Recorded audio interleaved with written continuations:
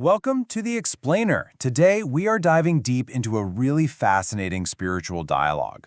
We're going to unpack a teaching that tries to get to the bottom of the nature of your mind, your consciousness, and the reality that you walk around in every single day. Right. So this is where we start. It sounds a little mysterious, doesn't it? Almost like a riddle. But this is our master's core teaching. He says, this isn't just poetry. It's a precise description of our true spiritual nature. It's like a code, and we're going to crack it together. Now, you might think this is just some lofty philosophical idea, right? But the text we're looking at presents it as a totally practical map. The whole point is that if we can really get what these words mean, it can fundamentally change how we see everything. So let's start taking it apart. So how does this work? Well, the teaching says our spiritual nature, which the text calls Lingtong, is broken down into three core parts. You've got its essence, its form, and its function. Okay, so let's get into the nitty-gritty. The essence, or the, is described as this vast, boundless emptiness that fills all of space. Then you have the form, Tướng, which, kind of makes sense, has no shape, no form. But then there's the function, or Dụng, and this is where things get really interesting. I mean, listen to that. That's the power that's supposedly inherent in our true nature. A state where things just happen, effortlessly, where whatever you want, you get without all the usual struggle and striving.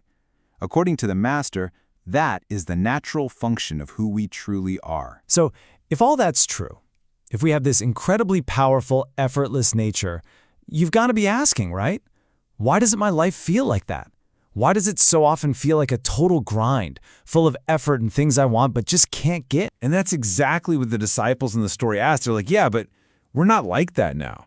And the master's answer isn't some complex theory. It's super direct. And he uses this incredibly powerful visual to explain what's going on with us. His point is, we can't tap into it because our hands are already full.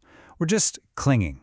We're completely preoccupied with our bodies, totally lost in the endless noise of our own minds, what he calls our deluded thoughts. And we're just so attached to all our ideas and desires that we have zero room left for anything else. And the way he describes it is so visceral. He says to imagine you're literally holding on with both hands, one hand gripping your body, the other gripping your thoughts. And even then, your mouth is still biting down on some attachment. If you're in that state, how could you possibly grab onto anything new? There's no space. Okay, so to really hammer this point home, the master gives us this fantastic analogy. It's all about separating our permanent, unchanging nature from the temporary, always shifting experience we call life. Think about it like this. Your true nature is the movie screen. It's always there, right? It's stable, it's whole, it's completely unchanged no matter what's playing on it. Everything else, every single thought, feeling, and experience, the entire world you see is just a temporary image projected onto that screen. They appear on it, but they're not it. So what are these images?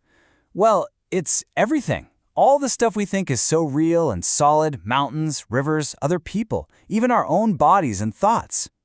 The master uses these beautiful, fleeting words to describe them. Dreams, illusions, bubbles, and shadows.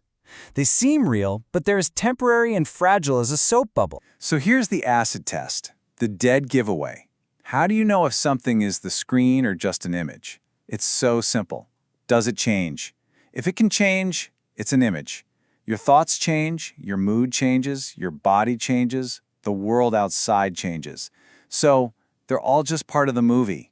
Your true nature, the screen, is the only thing that never, ever changes. Okay, so this is all great information, but what do we do with it? I mean, it's one thing to know this intellectually, but how do we actually live it? This brings us to the most practical part of the whole teaching. Right, so you're probably wondering, how do we make this stick? How do we stop getting fooled by the movie all the time and actually remember we're the screen? This is exactly what the disciples ask next. They want to know how to lock this understanding in place. And the master is so clear on this. He's emphatic. This is not a one-and-done kind of deal.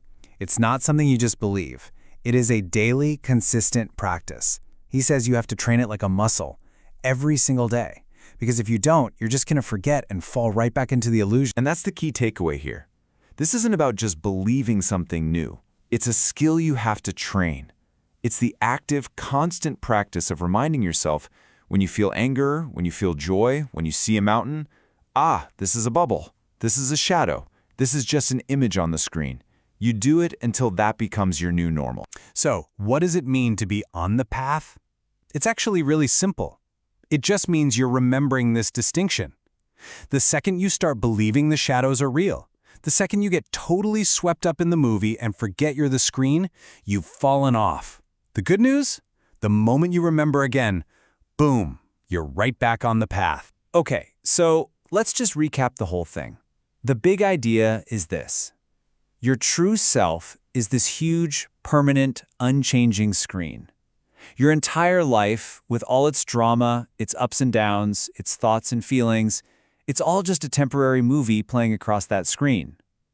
And the whole practice is just to stop mistaking the movie for the screen itself. And so I'll leave you with this to think about. Looking at your own life right now, what temporary bubbles and shadows, maybe a worry, a grudge, a desire, an old story you tell yourself, what are you holding on to today like it's solid, permanent reality? What might change if you could see it as just a fleeting image passing across the screen?